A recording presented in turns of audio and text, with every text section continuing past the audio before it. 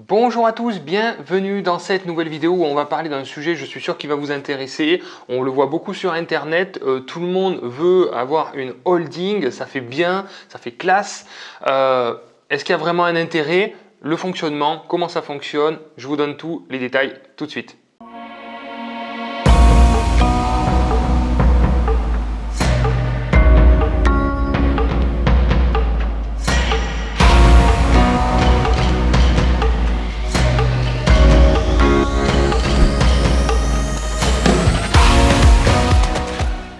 Bonjour à tous, bienvenue dans cette nouvelle vidéo. Alors on va faire un petit sujet fiscalité. Aujourd'hui on va parler un petit peu de société, on va parler de holding.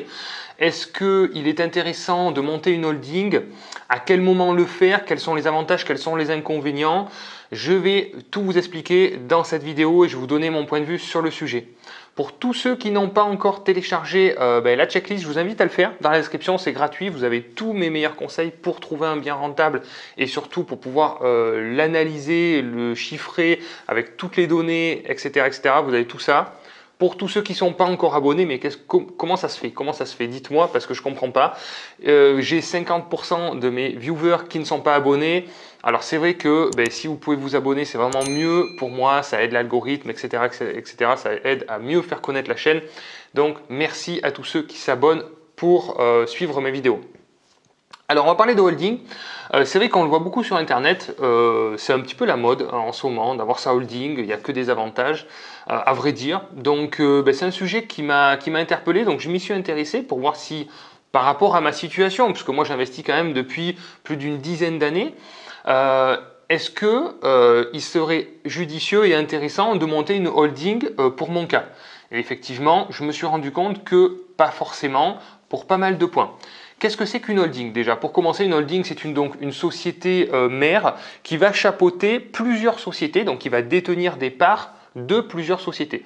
Donc elle peut détenir des parts de SCI, donc de sociétés civiles immobilières, mais elle peut détenir aussi des parts de sociétés commerciales. Voilà, donc déjà, premier point, ça peut être effectivement intéressant si vous avez des sociétés commerciales qui effectivement génèrent beaucoup de bénéfices et que vous souhaitez les réinvestir dans vos projets d'investissement. À ce moment-là, ça peut valoir le coup.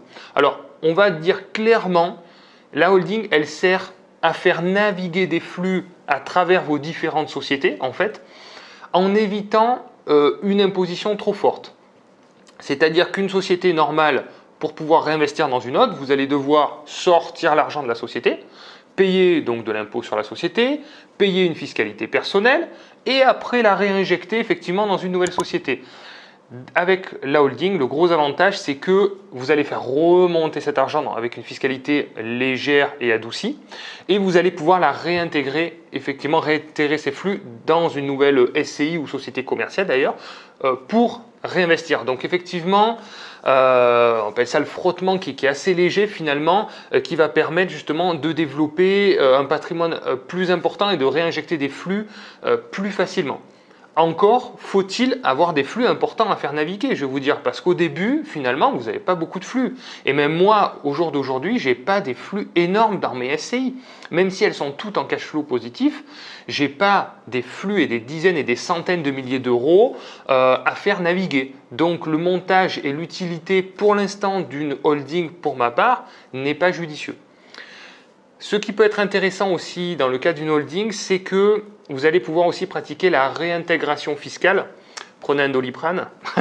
C'est tout simplement, pour faire assez simple, c'est-à-dire que vous avez une société qui est en déficit, donc qui est en perte d'argent, voilà, qui est en défaillance, on va dire, et puis une autre société qui est en positif, qui fait du bénéfice. Voilà, vous allez pouvoir donc faire la réintégration fiscale, c'est-à-dire que l'une va compenser l'autre, c'est-à-dire que celle qui fait des bénéfices va pouvoir compenser celle qui est en perte, et mutuellement, c'est-à-dire que celle qui fait trop effectivement de bénéfices, elle va être trop imposable, elle va pouvoir être allégée par celle qui est en déficit. Voilà, donc ça fait des jeux de vases communicants. Voilà, donc là ça peut être intéressant aussi dans ce cas-là.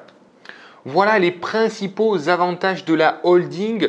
Alors ne vous faites pas trop avoir, donc je vous conseille de toute manière d'aller consulter un expert dans le domaine, un avocat en droit fiscal qui va pouvoir vous conseiller. Alors faites attention parce que c'est quand même leur boulot de créer des sociétés.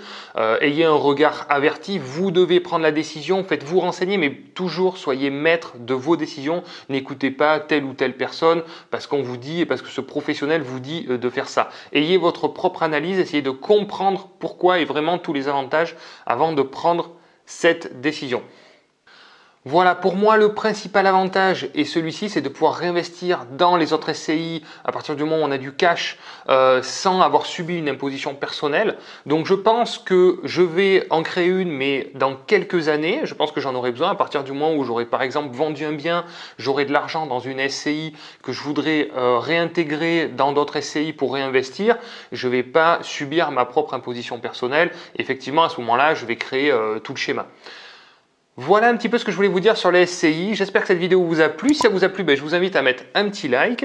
Et puis si vous avez des questions sur le sujet, n'hésitez pas dans les commentaires. Dites-moi si vous avez construit une holding ou si vous envisagiez d'en faire une. Dans les commentaires, donnez-moi votre avis sur le sujet. Merci à tous et à bientôt. Ciao, ciao.